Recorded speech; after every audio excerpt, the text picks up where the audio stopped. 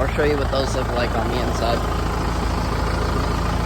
This is an older model, but your gear shifter here, parking brake. This controls your arm.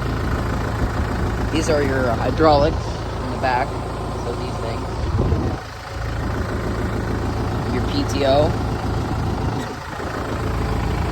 Forward neutral reverse.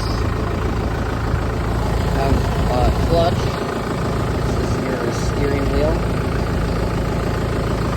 I have 2 brake pedals. I have them hooked together right now. Because we have them hooked together, it's just 1 brake pedal. But otherwise, these would each be each side to your gas pedal. So why don't we take it for a little drive? So let me show you. So what you're going to do is you're going to push in your clutch, put it in 2nd gear.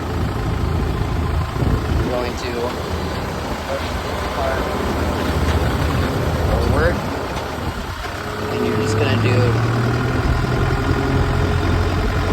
like you normally go. And now you're rolling.